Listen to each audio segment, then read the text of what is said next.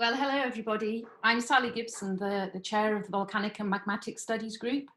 Firstly, I'd like to thank you all for joining us in this webinar. I think we all recognise that there are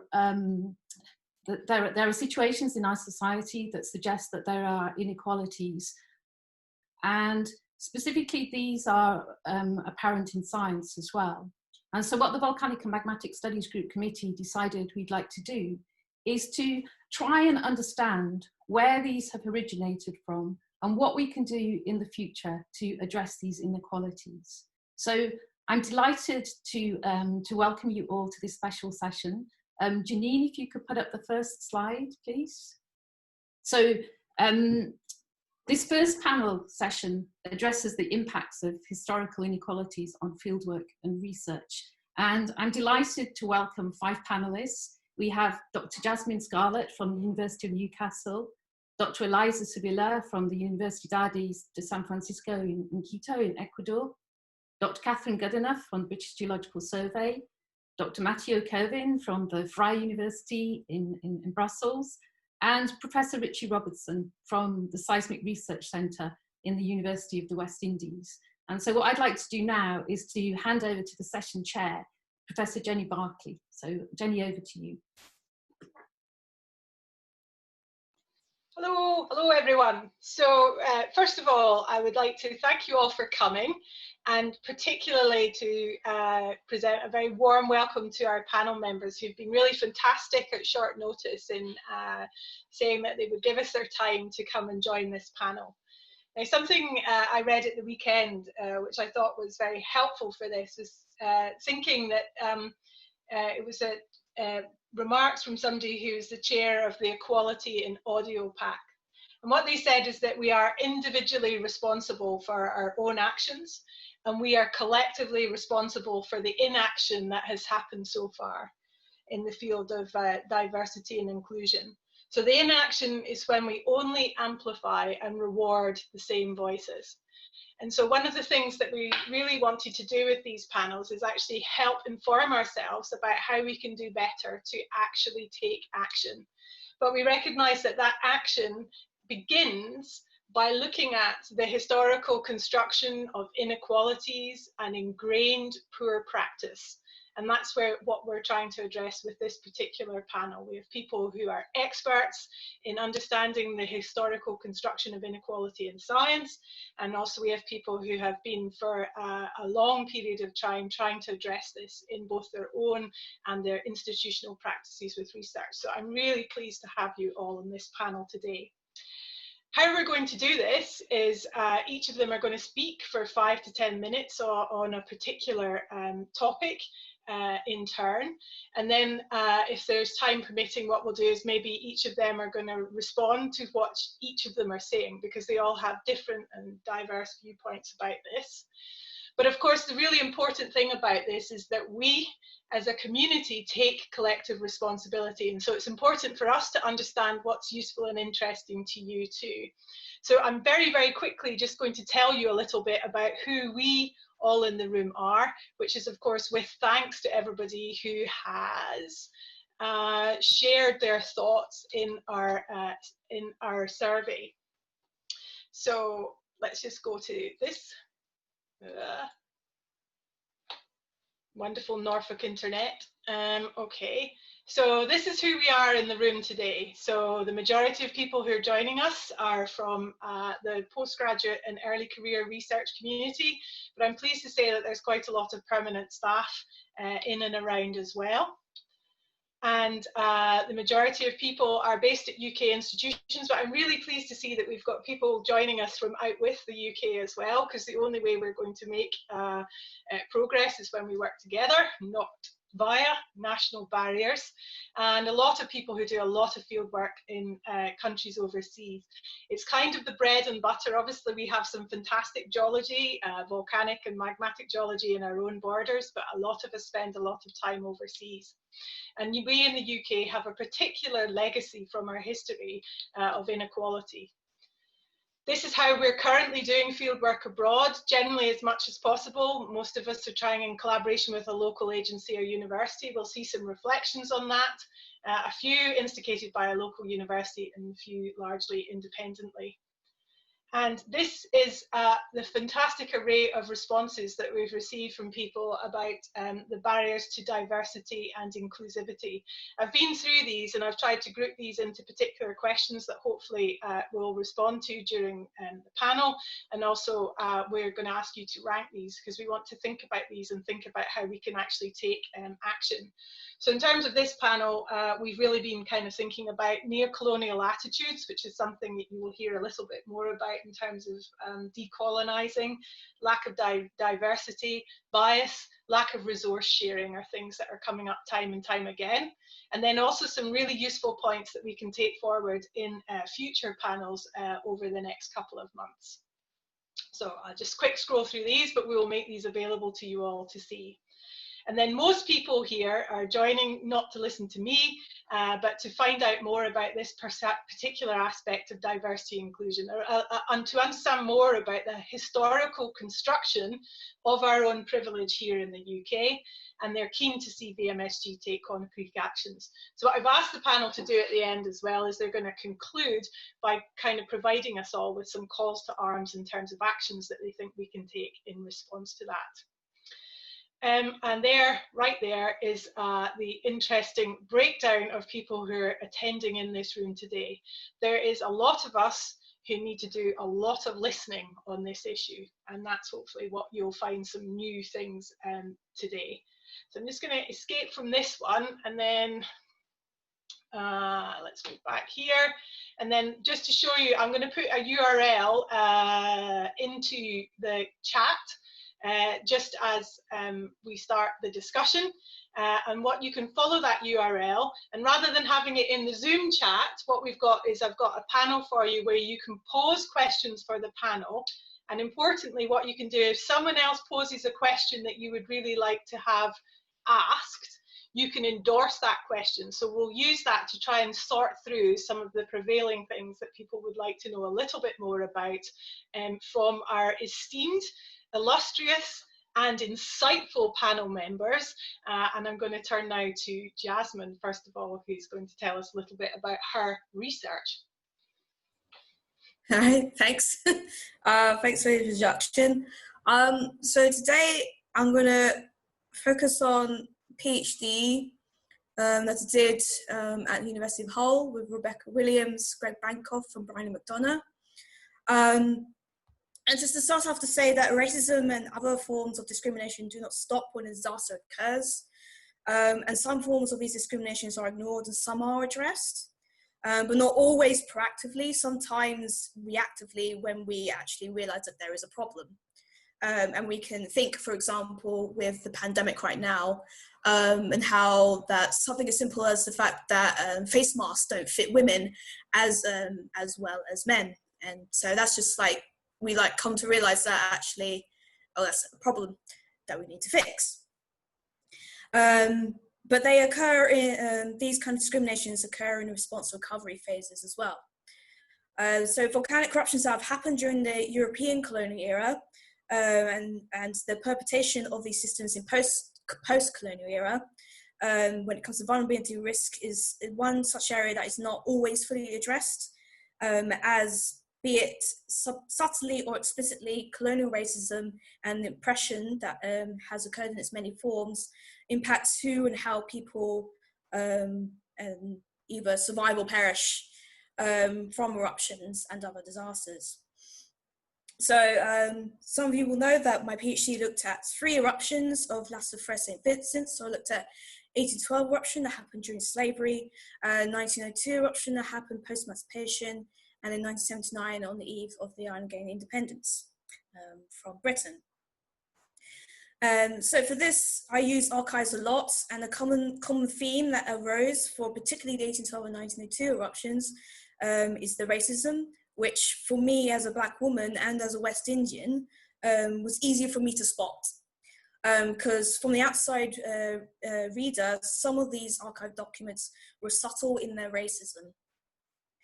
But reading these documents, especially 1812 eruption, was definitely hard for me because my family come from St. Vincent, and so it's essentially kind of generational trauma for me.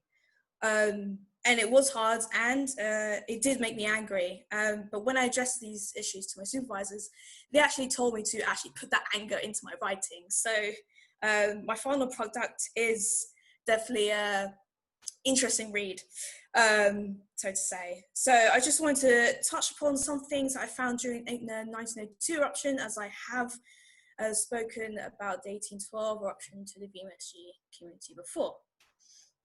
So for the 1902 eruption, saw La Soufrière erupt for 10 months, generating widespread ashfall, pyroclastic density currents, lahars, killing approximately 1,350 people.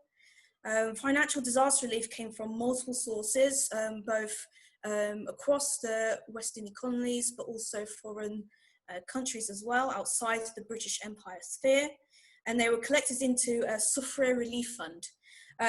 However, it was who had access to this money was problematic. So at the time, the island had many large estates that were producing sugar, where owners were absentees mainly. So they were basically running the estates back in Britain. So they weren't actually there on the island. But there were many smaller plots of land which grew a variety of food, mainly by Black people that were descended from enslaved persons post-emancipation. And it was clear that most of the relief fund money went to the absentees that used comments such as, "Without any assistance, my estates, notwithstanding my heavy losses and doing all frequently averting a crisis among the excitable Negroes population, especially in the Carib country districts, the difficulties of government would be greatly increased with a large unemployed Negro and colored population clamoring for food." It was the continued perception and perhaps arrogance by the large estate owners that sugar cultivation was still the most important cash crop, which brought in employment opportunities, despite the fact that during this time, sugar was now in competition with sugar beets. The estate owners controlled the wages that were low and had control of the land in which small landholders had mostly were unproductive lands that the estate owners gave away. There was one such absentee that owned 8 estates, all in the high-risk areas of Soufrière. And basically their influence and power was such that they had their own separate pot of relief money that they also got from the Great Hurricane of 1898. So this individual essentially had 2 pots of money he could use for whatever means necessary to rebuild the estates. And essentially that quote I gave you previously was from this individual. And he essentially believed that him and absentees were the real sufferers in this case. So absentees also had multiple options to compensate for the losses, either by selling land and buying more elsewhere, or through land tax exemption, with the means of paying off the interest with minimal effort, because obviously they had larger wealth.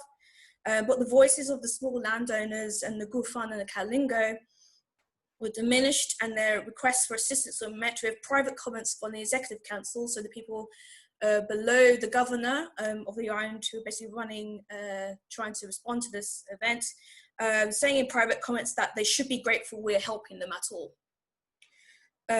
So those who did get new land and moved to a new location had to pay the land tax without exemption, and the land commissioner in charge was reluctant, as in his opinion, the Negro peasants were lazy, which is a racial stereotype that persists to this day, and would not pay the tax as they believed that it was these peasants' population that were the source of the island's economic troubles at the time. However, a report produced in 1897 stated that the reason why the economic troubles were occurring was the absentees controlling over the agricultural land available, saying something along the lines of, "They cling to them with a tenacity worth of a better cause, and who thus not only have the power to decide what produce shall be exclusively cultivated, but control the labour market and the rate of wages, and make peasants proprietors an impossibility." But this was not addressed, as the blame placed on those who had little political mobility, as there was no universal suffrage until the 1940s. So essentially it was a smaller population that was controlling everything else. So essentially, I'm going to just end with that. Essentially, the colonial systems imposed and sustained put many barriers in place for non-white people to recover at the same pace as their white counterparts, which were in place before the eruption, but the eruption itself exacerbated. So when researching disasters, I believe it's important to acknowledge all possible reasons why some were impacted more greatly than others, because these could be oppressions that maybe we have not fully considered before.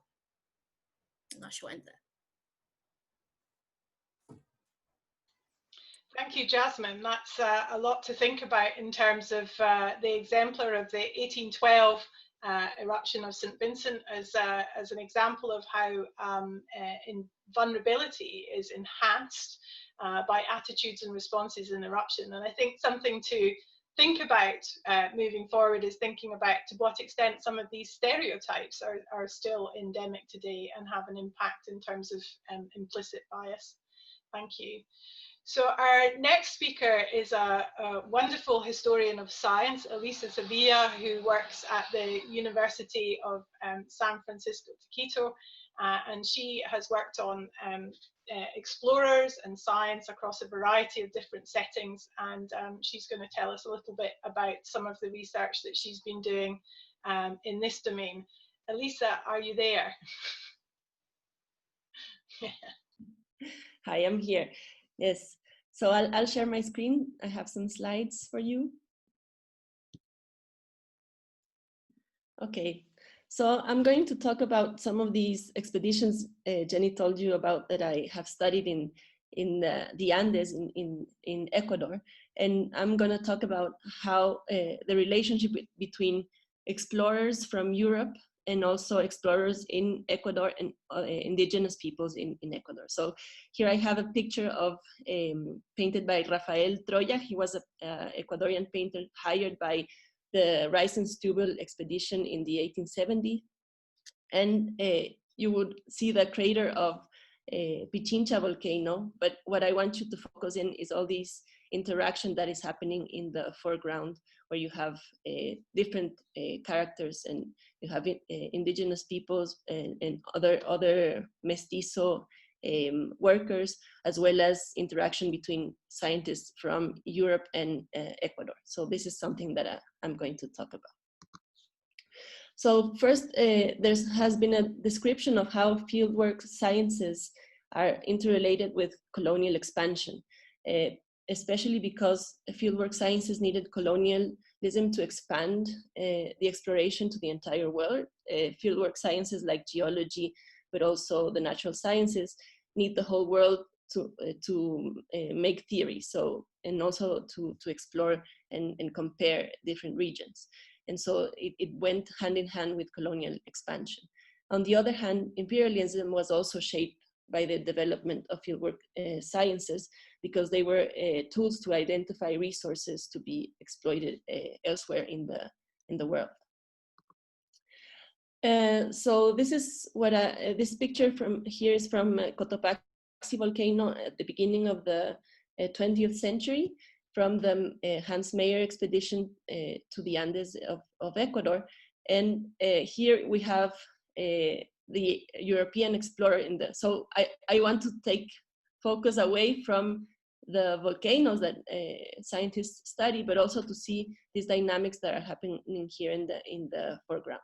So you have here the explorer taking notes and observing the volcano, but you have all these other people that are here in the back that are building the camp and also carrying all the instruments and are indispensable for the work of these scientists. I'll just wait. So these are the points that I want to focus on, how knowledge circulation is related to colonial and post-colonial relationships. First, there's this interaction between Europeans, Western science, and indigenous knowledge that sometimes it is regarded as either as not valuable as myth and prejudice, especially regarding to volcanoes, but also that sometimes it is used as indigenous knowledge to, for example, account for historical eruptions of volcanoes. On the other hand, explorers relied on colonial structure to obtain information, guides and workers to carry instruments and collections, as I was telling you about. Their explorations were impossible without this structure of either during colonial times or in post-colonial era, where you have this relationship between wealthy people that own haciendas, but also they could ask indigenous people to work for these scientists. So these post-colonial relationships, there's also internal colonialism, as I'm telling you about. Is not only Europeans towards indigenous people, but also the elite, the white and mestizo Republican elite and indigenous working knowledge. But there's also this other disparity, inequality between where the information is being accumulated, what Latour has been calling centers of calculation. So that knowledge is gathered in these centers, mainly in Europe for the 19th century, and in the 20th century again, also in the United States. And so knowledge circulation networks depended on these centers of calculation, like museums and libraries, and also journals, where journals are published and which ones are authorized for publication. So people from different places cannot access sometimes these collections or these journals where you can compare different materials. And the last point I wanted to point is to language and citation disparity, that has been shown by subaltern scholars from India, that many people from other places need to always cite these main countries, especially English in this last century. But there's not the other way around. People from England or from the United States not necessarily read what's written in other languages and in other places. So this is something that we can ask and address. And I put this picture of some lava beds from Pichincha that Augusto Martinez, who was a geologist in Ecuador, sent to Hans Meyer after he returned to Germany. And so there was information coming back, even though explorers have returned to their country and are working on their publications, but many of the collections and also information still come through correspondence afterwards, and sometimes that is not acknowledged. This is another picture of how indigenous work is done through carrying these collections of rocks. In this case, this is how do you say this? Well, it's fossils from Punin in Chimborazo, and how many people you need to do all this work. And finally, I wanted to talk to you about this case of Humboldt and his exploration of Pichincha. And it's interesting because Humboldt went there and explored the crater of the volcano. He was the first one, at least that's what he says, sorry, to have seen the crater. He says that La Condamine didn't have time to reach it.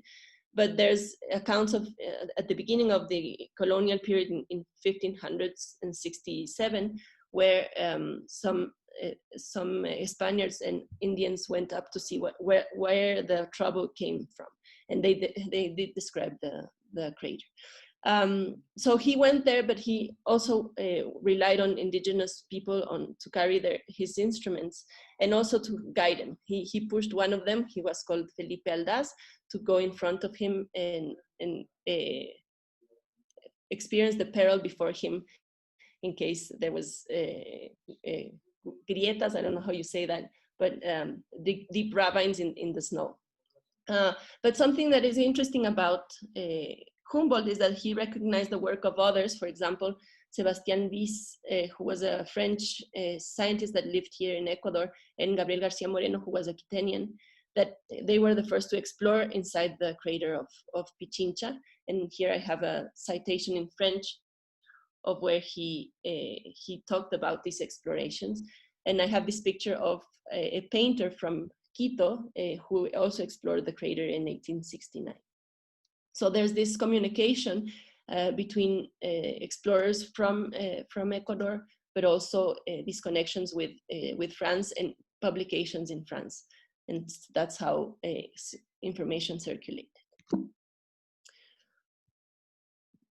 So that's all I have for you, but I would like you to reflect on these conditions, how this is still happening today, how you recognize the work of others, as well as these interactions after fieldwork has ended, as well as this disparity between language, publications, and that's it. Thank you. Thank you very much, Elisa. That was an absolutely wonderful introduction to some of the really key problems. I think something that's important to think about is the control of language, and then also that sort of gatekeeping of knowledge that we have, either whether it's in journals or recognition of particular individuals.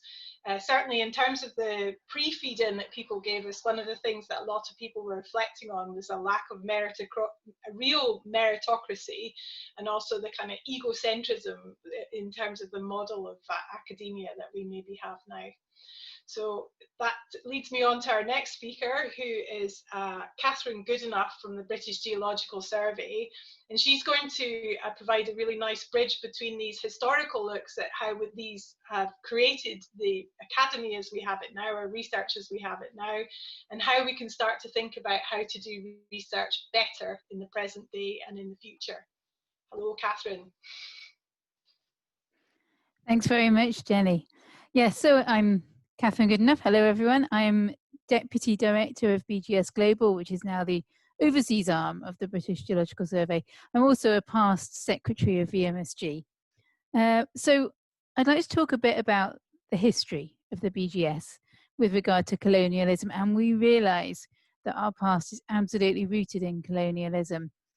We know that we need to understand it much better, and we really want to learn from it, and we are trying really hard to do much better at recognising that past and at making sure we've learned the lessons from it. So I'll give you just a brief overview of what we know, and I think there's a need for much more research into this. I've just skimmed a few publications. But what we do know is that BGS was founded in 1835 by Henry de la Beche, and de la Beche had inherited estates in Jamaica from his father. So exactly the same kind of situation that we just heard about from Jasmine. And I'm not sure that the founding of BGS is a coincidental date. It comes just after the abolition of slavery.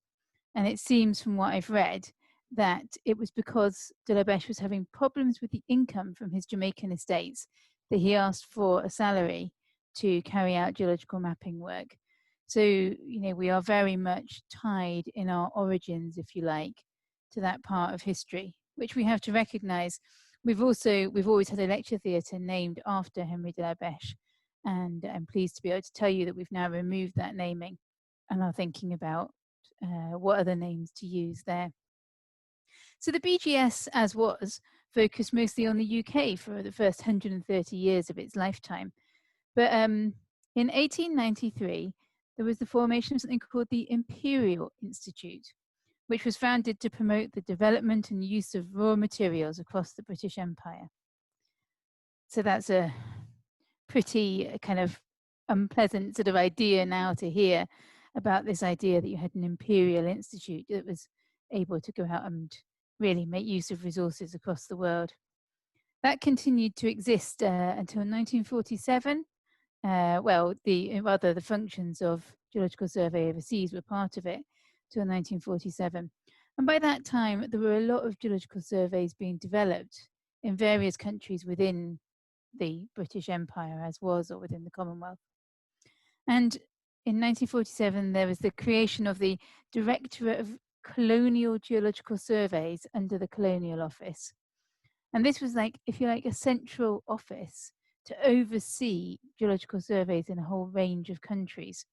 So most geological surveys across many countries that have been British colonies, those geological surveys would be headed by people who were sent out from the UK, and those leadership roles, any of the senior roles, would all be taken by white people that had been sent from the UK, and they were overseen from the UK.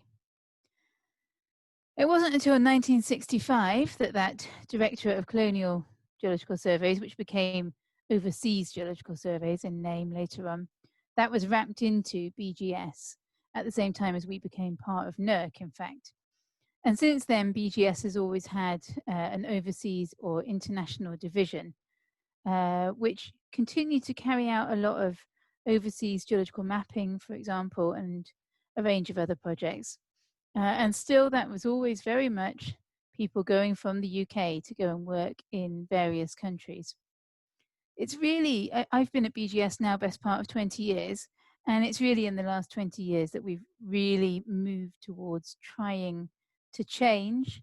BGS Global, as we are now, is much more focused on partnership. So now a lot of our work is funded by Department for International Development, I should say as was, but as still is at the moment, and by official development assistance kind of funding. And we try much harder to build positive partnerships with colleagues in the developing countries that we work in, whether that's in geological surveys, in universities or elsewhere, and really make sure that all of our research is co-designed and is developed, I guess, in the way that's most beneficial to the people who are actually going to use it in the countries that we're working in. But, you know, we still have some way to go. And certainly in my career at BGS, I've experienced exactly the kind of thing Elisa was talking about, where there's a group of porters, for example, in Madagascar, there's a group of Malagasy porters carrying all the samples for me while I'm collecting samples for geological mapping. So there's still a long way to go, I think, to make sure that we're doing the absolute best that we can. And one of the things that we're really thinking about is that we hold a lot of data that really belongs to geological surveys overseas. And Jasmine mentioned what it's like reading actually some of these past reports. I can well understand how difficult it is reading some of the language that was used in the past to describe people from the countries that essentially UK geologists were coming and studying the resources of. But there's a lot of data that we hold that we would like to ensure gets back to those countries, and we will work with them to make sure that it's managed and maintained and it's useful to them as far as possible. So yeah, we're really trying to move away from that colonial past, but there's still quite a long way to go, I think. And it's something that I think all of us in the community need to be working together to do better. And that's all from me. Thanks, Jenny.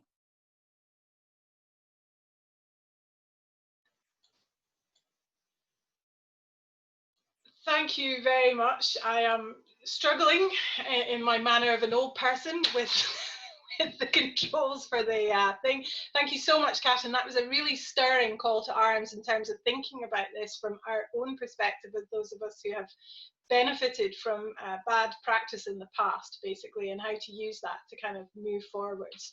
So in that vein, it's an absolute pleasure as well to have Matthew Carvin join us from Belgium, who have also been dismantling statues in the recent past. And he's going to talk us a little bit about some of the things that he's been thinking about in his work in Central Africa. Yes, thank you, Jenny. Thank you, everyone.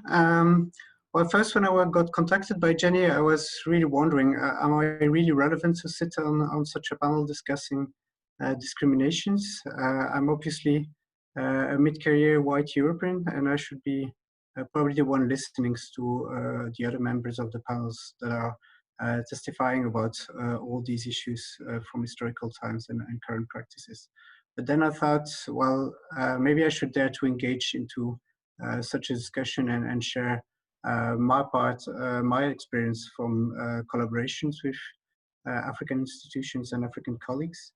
But by no means I would dare to talk in their names, and I can only comment on how I have reflected on my interaction over the last 15 years with several institutions and colleagues in Africa. So I will very shortly just raise a few questions that I try to ask myself when starting collaborations with colleagues in Africa, and that might be useful for others. So I thought everything that has been said by other panelists is very relevant.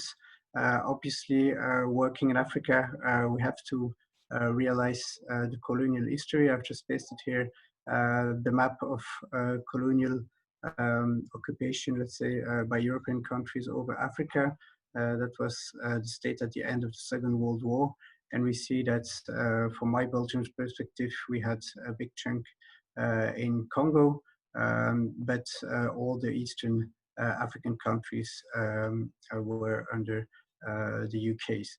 And by chance, this is kind of the divide also where we find a lot of volcanic area, the East African rift zones as well. So in the last 10 years, I've been involved in several projects working in Cameroon, but also at Nyiragongo, Nyamujira, in the Democratic Republic of Congo, and several projects in Tanzania and the Comoros.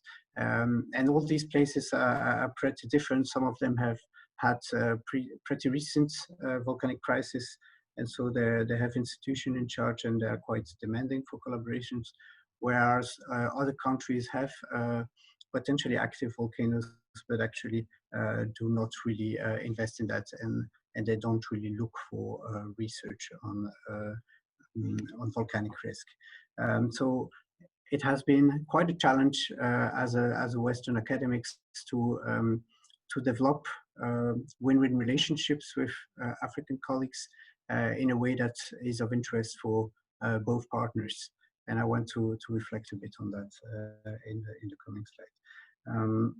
So in the past, I've been working in these countries, but also supervising several PhD researchers from these countries, working partly in their home institutions, partly in Belgium, and trying to develop further expertise in these different countries, and trying also to make sure that the research has some impact on the local context by interacting with stakeholders and communities. So when starting new projects or looking for new collaborations, I think it's worth to ask myself, why do I do research in these specific regions? Obviously, from an academic point of view, it's quite easy to justify that there is a need to understand volcanic hazards and risk in these regions. There are a series of potentially active volcanoes that are typically not so well monitored and not so well studied, so there are large knowledge gaps. But actually, when I think further about it, I have to realize that there are a lot of other reasons why I might be focusing my research on these African countries. And this is related to this colonial history, but also the political choices that are made currently in Belgium. As we used to have colonies in Congo, but also the small neighboring countries, our external affairs ministry is still heavily investing in diplomatic relationship over there. And that's why also we have access to specific funding that are encouraging us to conduct further research or capacity building projects, specifically in these regions. And for some reasons also most of the Eastern African countries are included in that. So I have to realize that political reasons, diplomatic reasons, but also the issues of having colonial resources. We still have institutions that are hosting a lot of geological maps, samples, reports from the colonial times, and that is actually serving as a basis for some of our research. So this is definitely also playing a role. And when we look at these funding schemes, we have to also keep in mind that they are often being labeled as capacity building, and even if they are evolving towards equal partnerships, as it's being called, it's still being seen as the North bringing extra capacities, extra expertise to the South. And I think we have to reflect on that and see how this can evolve towards really balanced partnerships in both directions.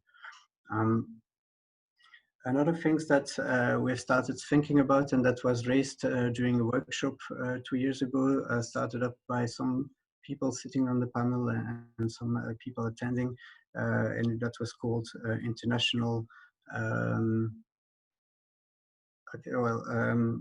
initiative for international volcanic collaborations, is the question of how we define the research priorities. It seems that too often people from the north or the western countries are coming up with research ideas which they think are top priorities from their academic point of view, and then they choose or they select or they contact local partners to set up these projects. But the experience from local partners is sometimes that these research priorities are not aligned with their own priorities, and that they have little say or little powers to actually influence these research priorities. As an experience, I can share what we have done in Tanzania. I've done my PhD on Oldonyo Lengai at the time, and there was obviously a lot of academic questions of high interest there. But when I started discussing with our Tanzanian colleagues, they clearly mentioned that that volcano was not their priorities from a societal point of view. It's pretty remote.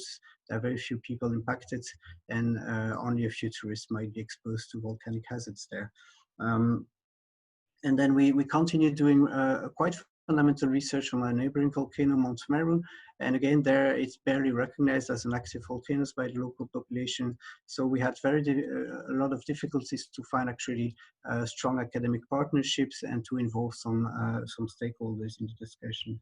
And then in 2014-15, we started to call up different stakeholders and ask them how they relate to these volcanic hazards. And they came up with very interesting point of view. They told us, well, for us, it's interesting to understand the volcano if it can bring resource to the local populations. Can we use the rocks for as building materials? Can we use the rock for other purposes? Can it be valorized from a touristic point of view? Can we increase the attractivity of our regions by better branding the volcanic area? And the last point was also that the volcanic rock is hosting their groundwater, and that's where they drink it from. And this groundwater tends to be polluted by fluor and other pollutants. And they wanted to know how the volcanic rocks could play a role in that. So it's by understanding how they were relating themselves to the volcanoes that we could set up projects where we looked at groundwater pollutions, when we look at volcanic rock resources and their valorizations by local, that we can actually build strong partnerships, and where the local academics are actually very eager to be involved and to gain new expertise. The next questions is that I think we need to strongly consider when we start with these partnerships in what are the expected research outcomes and impact. As a European academics, we get of course a lot of pressures to publish strong scientific papers, to really go into fundamental research questions. But these kind of outputs, they are important also for my African partners, but they also care about other things.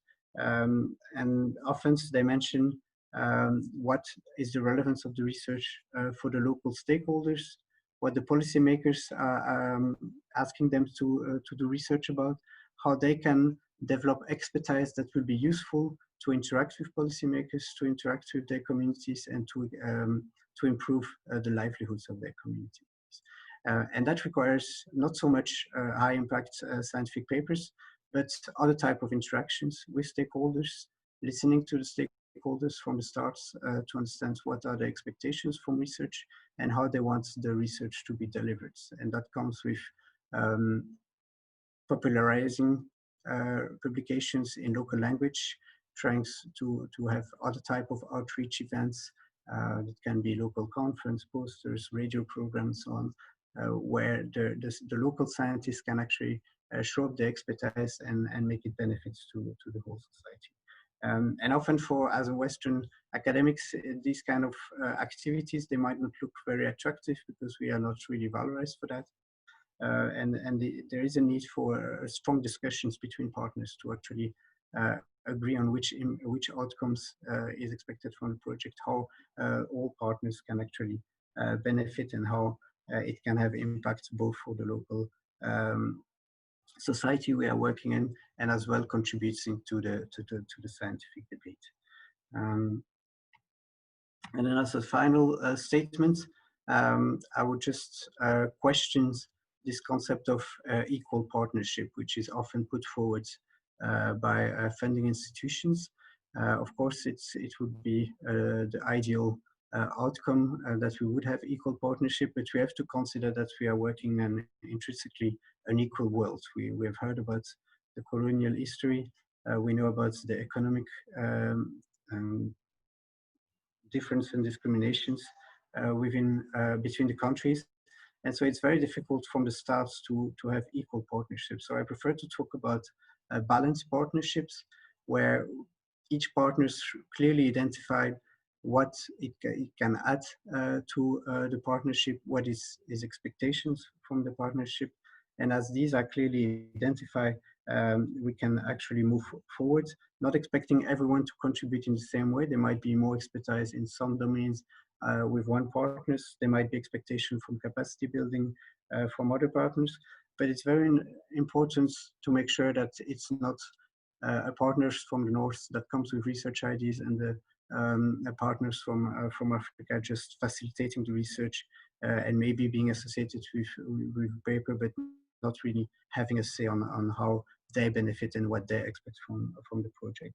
And for that, we try to really understand what type of capacity building, what type of investment in infrastructure, in equipment the partners need, and how we can include that into the project. And by doing that several times, I come to realize that because the funding is mostly in the north, within different funding institutions in Belgium, we have actually a lot of powers, and there is less power by our African partners, because we need to stick to the constraints of our funding institutions. We tend to know these funding institutions better, to be more able to navigate among these rules. And so we need to actually do an effort to translate all these expectations of the funding institutions to the local partners, and then really go into a conversations to try to optimize the project in such a way that everyone's expectations can be met. And I thought these first initiatives, which was called the Involk workshops 2 years ago, started to define what they called engagement guidelines for international partnerships. And I would really like to see this developed in the future, where people can start continue thinking about how we can develop these balanced partnerships with, in my case, it's African partners, but I'm sure this is valid for other continents as well. Thank you.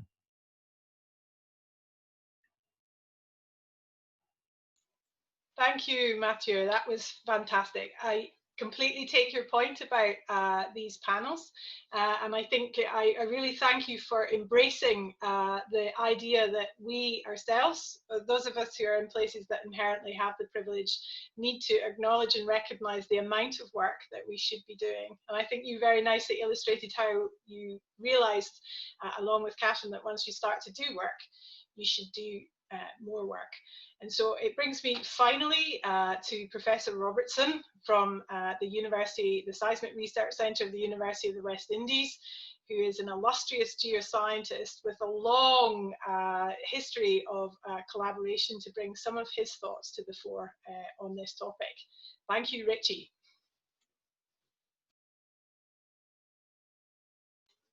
Richie, you need to unmute yourself. Yes, sorry. Yes, thank you, Jenny. So what I'll try to do in the time I have is I'd start by looking at how things have developed in the region. I think my own case, sort of personally, professionally, actually has some useful lessons to tell, and then I'd look at some of the same things that Matthias is talking about, some of the issues that's still about. And I don't have any slides, so you're stuck with my face for the next few minutes. But so if you look at it historically in the region, it's interesting how things have developed, certainly in terms of the people sort of, if you're looking at volcanology and geology and things like that. So we move in the region from, and in the Caribbean where I'm speaking from, we have a number of volcanoes and a number of things that have interested people working in the region is these eruptions that have happened. And historically, the eruptions that happened in the region started off being documented, I guess, to a large extent by not so much, we don't have that much record of indigenous peoples and record that they left. But certainly the first, the 1812 eruption in St. Vincent and the ones in Martinique and Guadeloupe, they were recorded in historical books by probably early planters and colonizers. And then sort of the first time we sort of, to a large extent, we had geologists involved, the geologists usually came from, and the scientists came from outside, and they usually came in reaction to something that had happened. So for example, the early 1900s, when you had eruptions in Soufrière and St. Vincent and Montpellier and Martinique, there was a response from the colonial authorities to send people out to investigate what happened. And often, a lot of the things that Eliza mentioned about how they did the investigation and the involvement of the local population, all of that happened. So if you look at old pictures of geologists at the top of Soufrière, say in the 1902 eruption, you see them with a lot of baggage handlers, local laborers who helped them to carry the equipment and the rocks and things like that. All that happened. And then you moved on from the early 1900s, where because of the continuous activity that you had these periodic eruptions. The colonial authorities, whether they were the French, in the case of the French in Martinique and Guadeloupe, they got the message early and they established agencies in the islands that would be there in the event of something happening. The British took a little bit longer, and it was not until the 1950s that you had the seismic research unit being developed. But it's only then you then started to have sort of a resident pool of scientists who was in the region who looked at things to do with geology and volcanology and things like that. But even then, they were mainly, as you would think, they were expatriates. They were people who came from the UK, from France, and to a large extent, that model has continued with the IPGP and with the observatories in Guadeloupe. The main professional staff are still coming from Paris. Seismic has changed a little bit, and we'll talk about that and why it's happened. So the model still in the 50s and early 1900s was that you had these scientists and these people who came from outside to investigate, and then they went back and they sort of advised the colonial authorities what to do, and they then made the decision.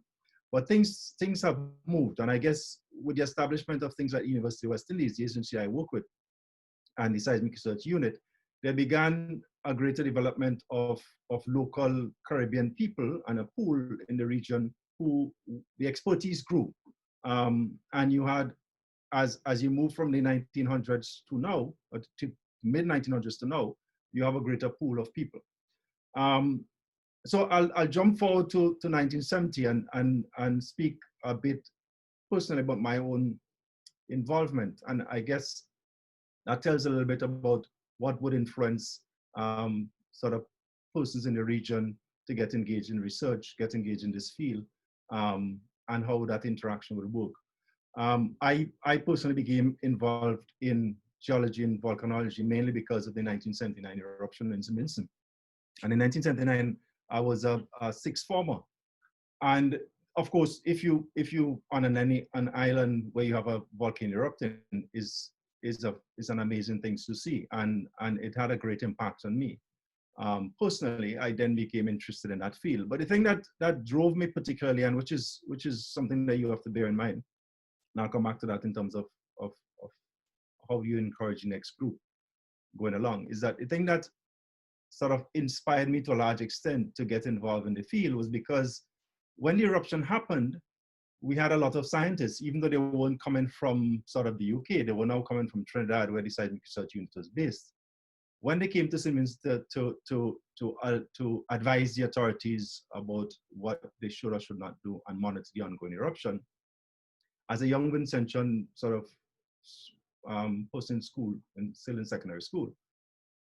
The thing that I saw was that all of them, well, basically none of them looked like me, essentially, even though they were from the regional agency. They were all, to a large extent, people that looked like they came from the UK. They spoke like that. They were very good. They were excellent. They gave fantastic advice. And in fact, there was only one at the time. It was Dr. Keith. I think he had a PhD by then, so he would have been Dr. Keith Rowley, who's not the Prime Minister of Trinidad. He's the only one that looked like me. And that kind of left an impression on me as a young Vincentian that here we had a volcano that could erupt and had this fantastic, this deleterious effect and was having this effect in the country. And yet we didn't have anybody on the island that knew anything about it. So that sort of led to the journey that led me to where I am now. And I think one of the lessons from that is that I think as we look at trying to make a difference in these regions, we have to see how we could inspire, how we could grow, how we could provide opportunities for young persons who are from the territories to build the capacity and build their skills such that they could then become experts, scientists, people who could guide their society in this development. And when we're speaking about even in the sort of making a difference, I think that's one of the key things. Sort of how do you create opportunities for young scientists, whether in the Caribbean or in Africa or any other regions? How do you create opportunities? How do you provide for them to get into this field to build a capacity such that in the end we have a greater amount of persons in the territories, in the regions that are affected by these phenomena? How do we build that? I think that's one of the things that to bear in mind.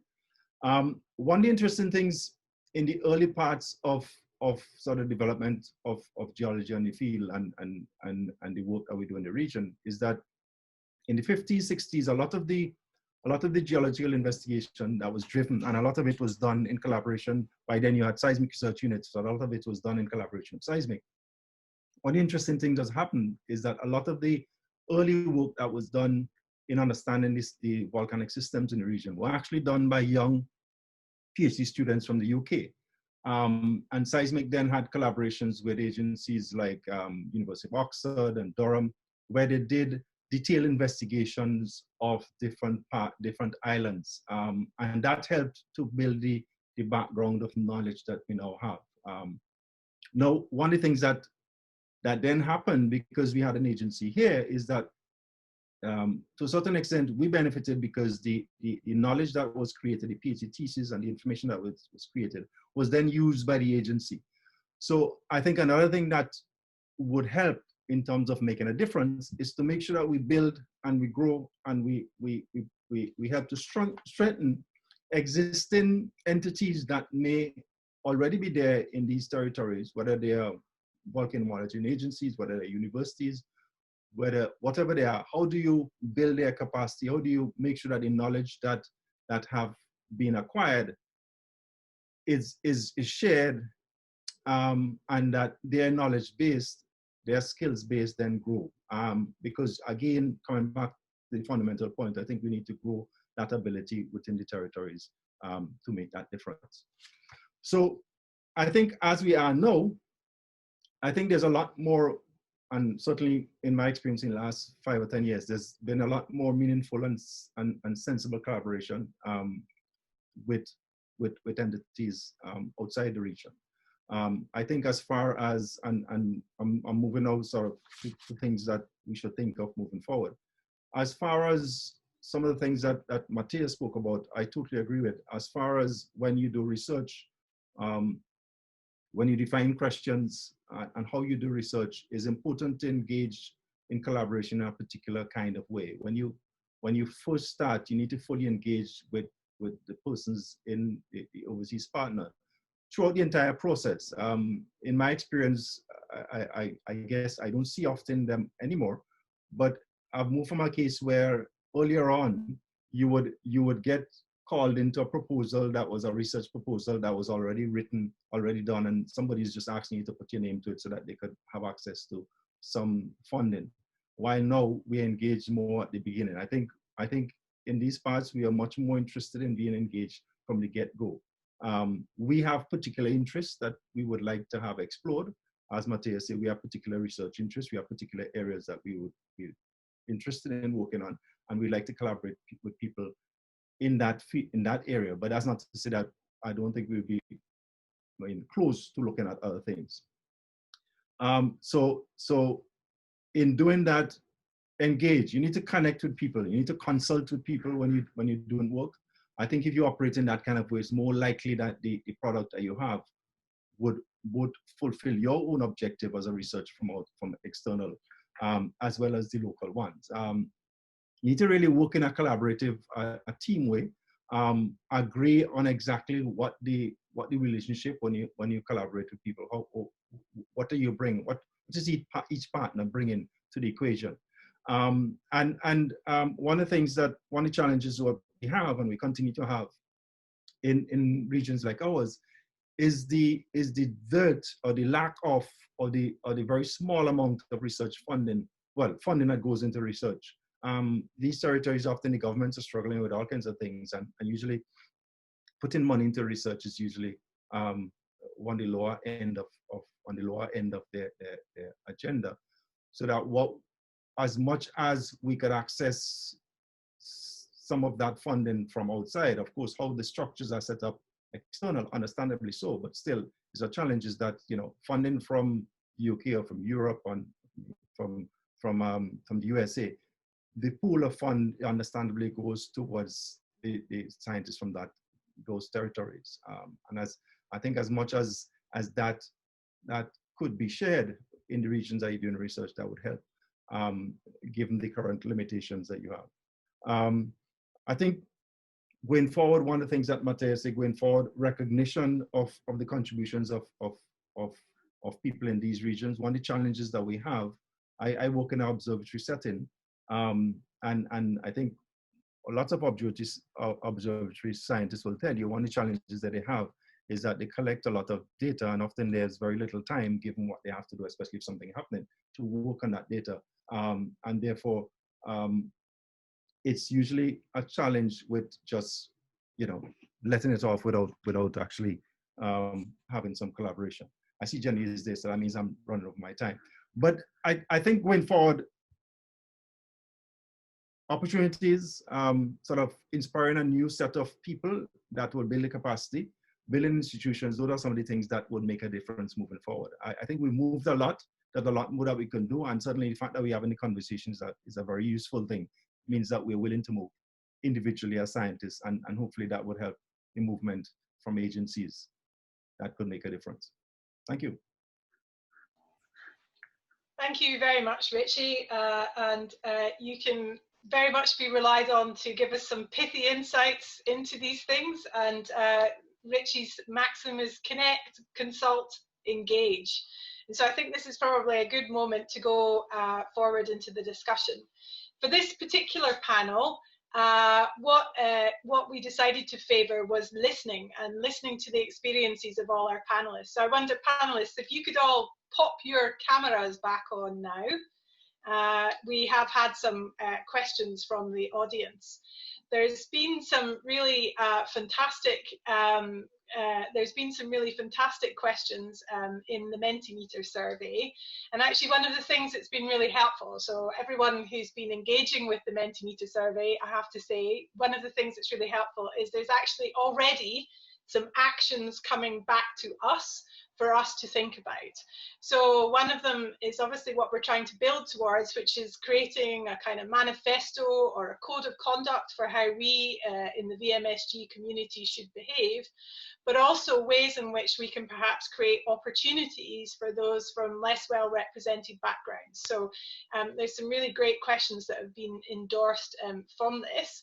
But the first question that we can probably all answer immediately is thinking about existing funding mechanisms where perhaps in the UK or in Belgium, in the case of Mathieu, where there may be, it's quite hard to provide those resources and opportunities. I wonder if within the existing mechanisms as they are, given that clearly an action for us is to lobby for mechanisms to be changed as much as possible, how do we have some top tips for making the most out of the mechanisms that there are? And what do you suggest we do to lobby for change? Maybe Catherine in the first place, because I guess you've been thinking about this from the perspective of the BGS recently. Yeah, it's a really good question, and there are no really good answers. I think of course, the GCRF, the Global Challenges Research Fund, is really trying to address some of these questions around funding. You know, it does require you to be partnering with people from developing countries, and it does. I noticed that one of the questions was around getting funding to those people, and yeah, that fund would allow you to get funding to people in other countries that you're partnering with. But yeah, it's not easy to win GCRF funding, as I suspect many of us know very well. That aside, it's really interesting. Of course, some of the changes in the UK recently have made it even harder for us to work with people overseas. And for example, if you want to get a PhD student from Africa, you're kind of reliant upon them getting a Commonwealth scholarship. Some of the people that I work with have said just how hard it is for them to get Commonwealth scholarships, but that's almost the only mechanism by which they can get funding. Particularly, I do a lot of work in Sierra Leone. There's no university in Sierra Leone that can offer a PhD program. So those people have to get a scholarship to go and do their PhD overseas. A lot of them end up doing MSCs in Russia and China, because those are the countries that will offer them some funding to actually go and do that. And then we do quite a lot of work with DFID, and again, there's all sorts of challenges around DFID funding, particularly now it's very politically governed. It's becoming more so, obviously. So yeah, it's a really, really difficult question to answer. Sorry. Thanks, Catherine. So Elisa, you're currently involved in a GCRF project with a large group of people in the UK. From your perspective, what would you say is the most useful way to try to engage in order to try and kind of help with the funding mechanism to make sure that you have the resource? Obviously, what Richie said is, I think, really key partly is don't go to people with completed research projects asking for a letter of support. That's old news. But have you got any other thoughts that you'd like to share based on your experiences? Well, I think that you start building relationships, and that's something that it doesn't come from one day to the next. So that, I think from both sides, we have to start building relationship between people and treating ourselves like we all can contribute and we all can learn from each other. And it's not only to win a grant, but to work together. And I think that was what made us win the grant in the case of the project that we're in with Jenny, is that from the start we worked together in the proposal, but also from relationships that were built beforehand with Instituto Geofísico. So I think that's the main thing, build relationships and to be open to change your plans when listening to other people from other places. The other thing is also to build capacities. What Catherine was mentioning, the difficulty it is for people in some places to get their PhDs and to have their own projects related to some impact projects. So I think that to plan, and that's something that in our project it was not funded PhD programs, and so we especially Jenny, she promoted this idea of RAs becoming PhD students and having them do their research within the project. So I think that's another thing, planning on how to have some money for PhD students that come from abroad. Yeah, and for those of you in the UK that are permanent academics, I think one of the things that we've tried to do is use the neoliberal model for universities to our advantage there. which is basically to lobby when there's overheads coming in from a large grant that the university supports in kind via studentships, which is one way to kind of actually think about that, I guess. I'd just like to draw your attention in the chat to a comment from Karen Fontaine, who's behind the International Network for Volcanology Collaboration. She's put some further information in there and said that she's really interested to hear. And I think in the interest of time, I'd like to move on to our top rated question, which was actually a question back to ourselves. I'd really like to hear what Richie, Jasmine and Scarlett have to say about this in particular. But we just make the observation, was asking, are there any geoscience courses out there that cover the history of geology and colonial roots that we can tap into? And so we asked that question in the chat to see if anyone would raise their hand. And I believe that I've been told that Liz Rush has got something Liz Hyde has got something to say about that. But I wonder, I'd really be interested to see what Jasmine, Richie and Elisa have to say about the idea of having something that explores the history of geology for people in the UK and then actually looks at those colonial roots as well. Liz, are you around? Can you reveal yourself to us? Yes, I'm here. Yep. Fantastic. Sorry for the wrong surname. No worries, no worries. I'll hang on. Let's hear what the others got to say first. Okay. Jasmine, would you like to respond? Yeah, we should. we should. I mean, I certainly would have benefited from it.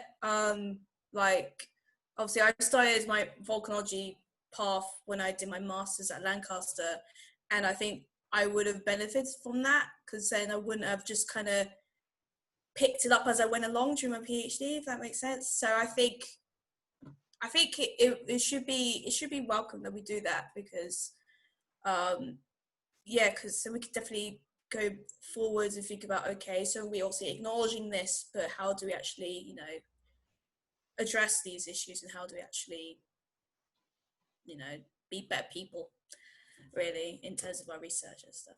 Great. There's maybe a real moment actually just now with us all in lockdown to collaboratively co-design a MOOC or something like that about that. But Elisa, I'm not going to suggest that we all come and colonially steal your excellent courses, but maybe you have a comment about that from your own experience. Yes, I think that something that is interesting is to, because usually we have courses of history of science within science careers, but usually it's traditional history of science where we try to see history as linear, and you find these especially male figures, white male figures that are gods of science, and so in the last 20 years, history of science has changed a lot, but I think courses for scientists still have that logic. So to introduce in those history of science changes to see these post-colonial new advances in the history of science, and how science is more like a circulation of knowledge, and not this idea of this expansion into other places in the world, can be a good thing for geologists or any other scientist to reflect on their practices. Your mic is... Richie, from one mic on closer to another, what do you think? It's the age, Jenny. We should know age. But yeah, I mean, I think it's a good idea. I think in the region we don't really have at University of Western, we don't really have a course like that. But if you go to UE, you have to do some core courses. One of which is something called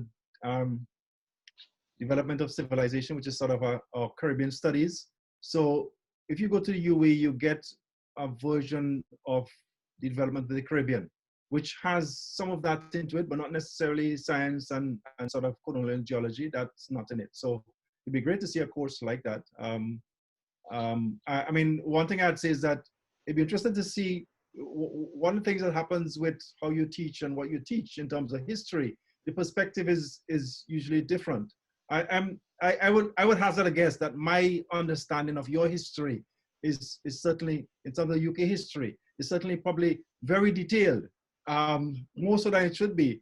although it's changed. So in the Caribbean now, people have a lot more of Caribbean history. But when I was younger, it was British history. So it'd be interesting if you come up with if there's a course that you have, how the perspective would be. I suggest that you probably get some input from this end too, rather than from that end only. Yeah, thank you. Liz, I understand, so you're working with museum collections and thinking about that aspect. Well, thank you, and well, thank you to all the speakers, because it's been a really interesting hour, actually. I've learnt loads. So I'm coming here not as a volcano researcher, but as a museum director. And I suppose it's interesting when you're talking about courses, is I'm also putting in a sort of bid for the role of the museum in this, is that, and I know I'm director of the Sedgwick Museum in Cambridge, so it's sort of slightly unusual. We're one of only very few university museums with geology collections, but we have a real opportunity here to be representing these stories in a way that sort of can run parallel with the courses that you're teaching, or indeed perhaps can be more reactive in a different way. And you know, a lot of the work we do is around role models. I was really interested to hear what Richie was saying about looking for people like him. And you know, we're trying to do a lot of work around thinking about who the people, what does a geologist look like when you come in our gallery?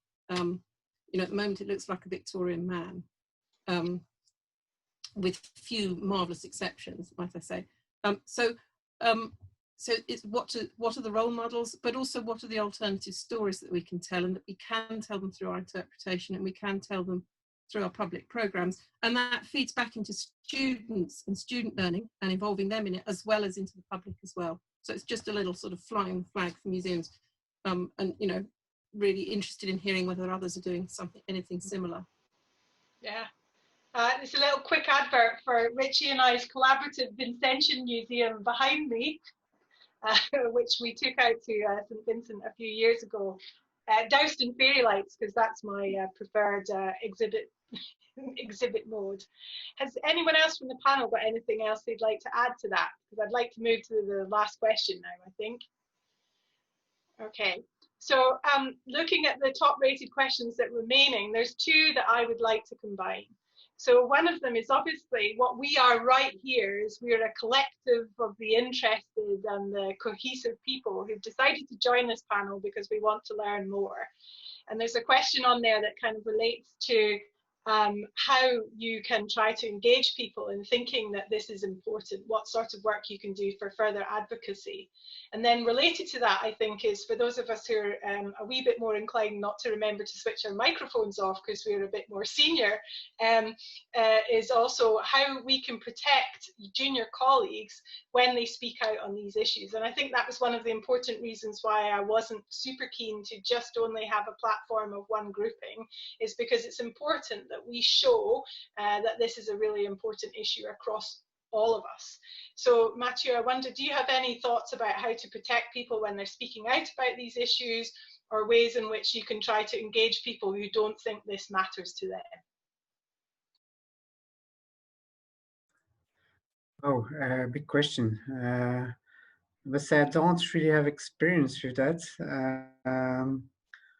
I mean, just as head of department, I just tried first to listen as carefully as I can about the issue, try to understand all aspects of it, and then try just dare to support, but also to speak in the name of these young colleagues when they don't dare to reach a higher up level. But again, I don't have personal experience with that, and from all my African PhD researchers I have in the group, we never really experienced, or at least I've never been informed of such kind of discrimination at first hand.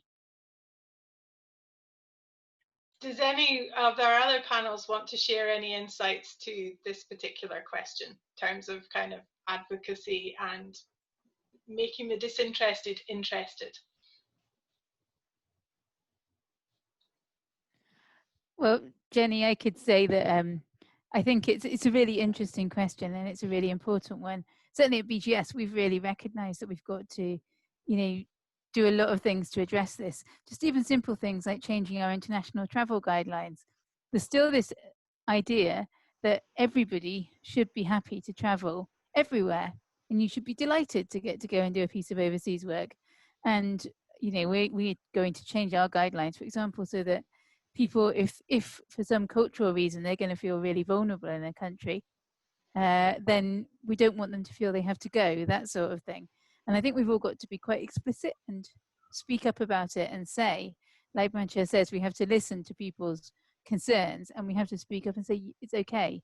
You know, you don't have to do something that makes you feel uncomfortable, to try and address some of these issues.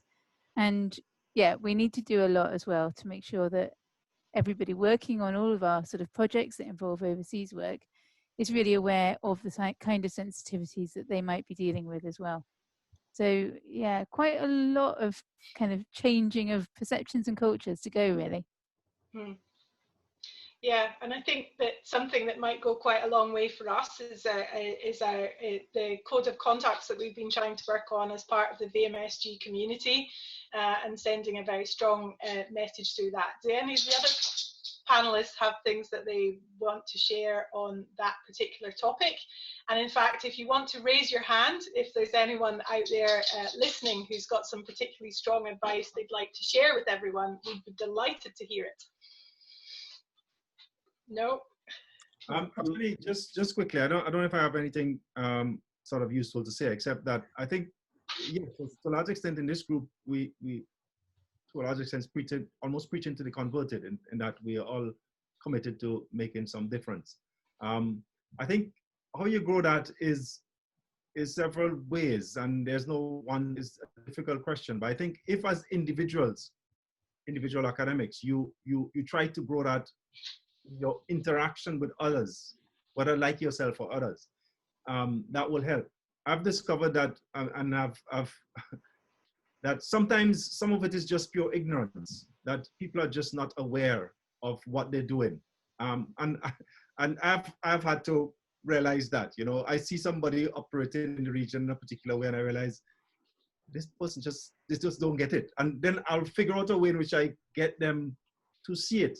Sometimes you can't just do it in a confrontational way. Sometimes you have to show them the perspective and a different way. So I'm saying is that individually, if we individually who sort of get it to a certain extent, if we can try to grow that knowledge, that would help. It's amazing what a one-on-one interaction would do, what difference it would make. And yes, code of conduct would help, but really I think you have to grow the community of people like ourselves on a one-on-one way, and then see how that expands. Yeah, thank you. I think that's a really good and valid idea. I mean, one of the main points for having this first panel looking at origins was really to try and kind of talk about some of these evidence that there are for why this is important, and foregrounding that sort of evidence. I noticed as well in the questions that we have a question about trying to bring together different disciplines, the humanities, social sciences and the physical sciences, to explore this. I personally will undertake to try and provide some links and ideas for people who are interested in exploring these things through research grants. But it's absolutely true what people say there, that these grants are quite difficult to come by. But the one thing that we can do as senior scientists is actually try to make sure we create those opportunities and help people. So I will try to have a look at that. It's now 3:25, and I've been very strictly instructed that we absolutely have to stick to time with this because we've got lots of busy people on this panel. I just wonder whether we could close up a little bit by having some of the reflections from each of the panelists back to us about tangible actions that we have. And just a reassurance to everybody who's listening to this that we will be keeping hold of all these suggestions and ideas that you've put and discussing this. The next panel is going to be focusing particularly on creating diversity and inclusion within the UK in particular, but there's obviously lots of really tangible actions that people have given us. And I'm going to take a little while to have a reflection myself at the end of this, and maybe send out a post-meeting survey for you all to try and better capture your views having led this. So I guess shall we go off in the order in which we gave the talks, which means you're first up, Jasmine, while I'm still rambling, just for some reflections of listening to this, what you think tangible actions are that could really help. I wish I had more time to think about this. Do you want to go last then? I don't know. I'll just try and make something up. Well, I mean, I really enjoy listening to everybody else.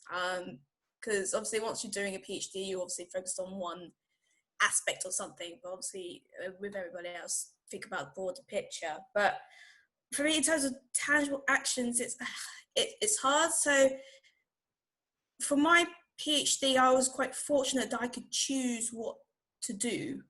So how my PhD was advertised was that I had to fit a research question and a research topic around a topic and a theme that two of my supervisors came up with. And that project was a collaboration between the geology, geography and history departments. So I think in terms of wanting to explore those different humanities and social sciences intersections with volcanology, I think it's allowing everybody involved to have that space to think exactly what you want to do, what angle you want to approach it at, because obviously there's a million ways you can approach one research question. So I think in terms of kind of research and think about things, try and make it as flexible, as open as possible, so people can be like, actually, we could think about it this way, we could think about it that way. Because then you can come up with really interesting topics. And I mean, like, for example, I never knew I would end up doing loads of archive work. And I really benefited from that experience and having that expertise of two supervisors who do that kind of work, who do archive and interview work. Yeah, I mean, we all learn from each other as well, and that's the beauty of it. And of course, I worked closely with you, Jenny, and with Richard, because obviously you guys had that expertise already. So for me, coming in as a rather junior person, it was very beneficial to have that. So I think, I don't know really. I just kind of ran with that. I don't know where that was going, but yeah, I mean, I think it's up to people who have that kind of power to figure out what to do next, because I certainly don't have the power. I think that's a really powerful message, Jasmine. Listen, stay curious, and collaborate. Yes. It's really important for all of us to remember that. Mm-hmm. Elisa. Hi. Just wait that my kid is here. He wants me to. Okay. No sé qué pasa. Oh. Okay. So I think I think that that's what Jasmine just said. I think it's something to think about, of how we can collaborate between different disciplines to understand this and to change in the future. And so I think this idea of having courses that for scientists that make you understand about how science is done, and not just history of science, but also sociology and anthropology of science, maybe a mixed interdisciplinary course. I give one of those courses for the PhD in microbiology here in my university, and I think it does help a lot to raise those issues and discuss those issues of inequality and diversity in the sciences.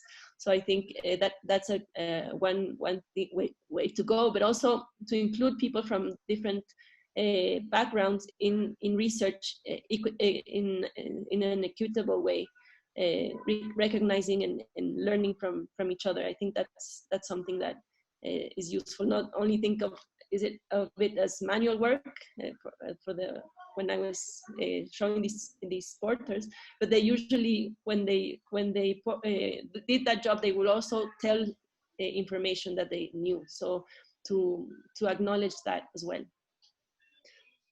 Thank you. That's really powerful. I hope you're not volunteering to deliver all of these courses, Elisa.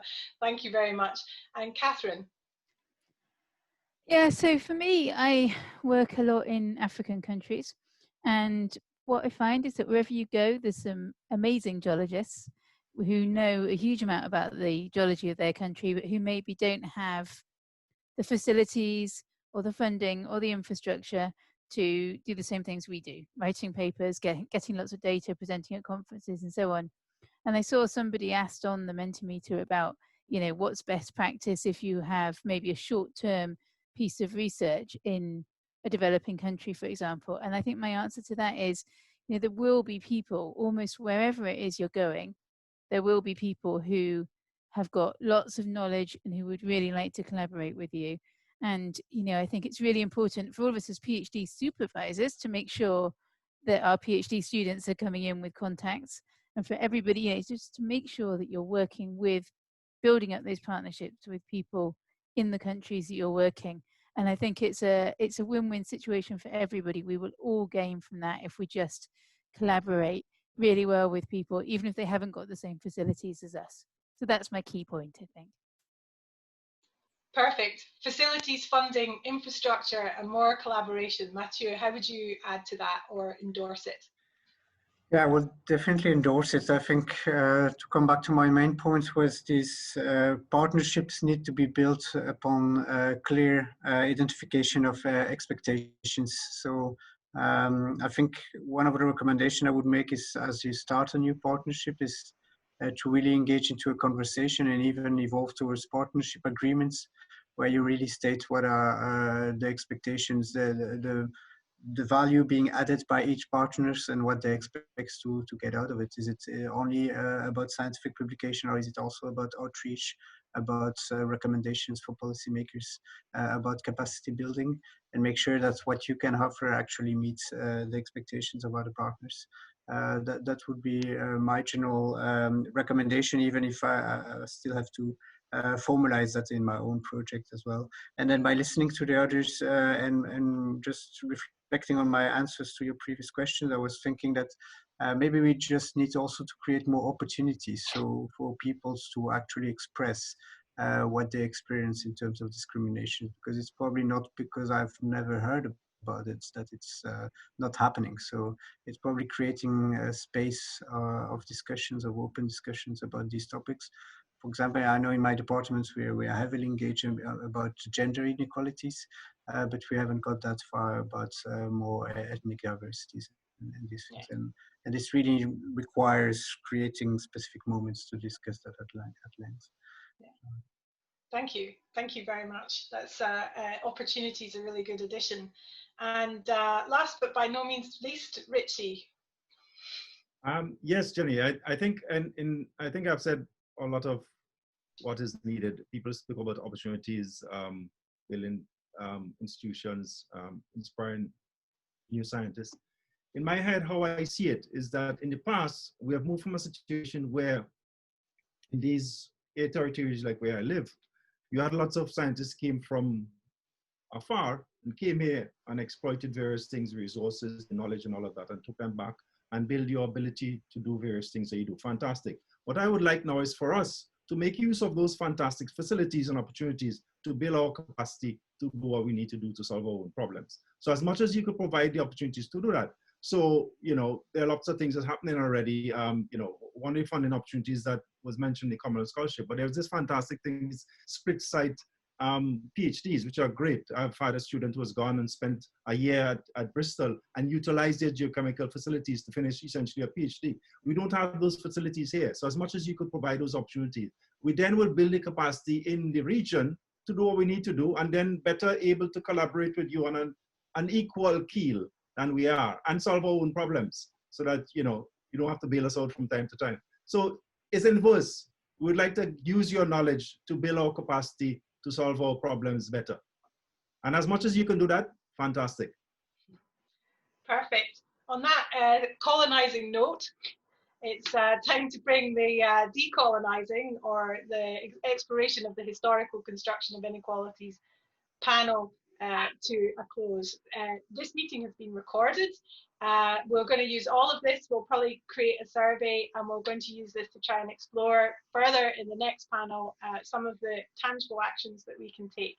Sally, do you want to say anything just to close out? I would just like to thank everybody for participating in this afternoon's session.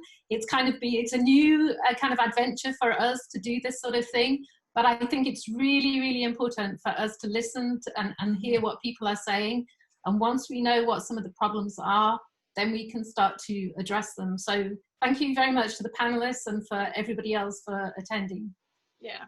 Thank you, guys. Thank you so much. You blew my mind, panelists. Well done, and thank you for being so careful with your thinking. And everyone else, have a really wonderful afternoon. Thank you all. Thanks. Thank you. Bye-bye. Thank you for organising. Bye-bye. Bye.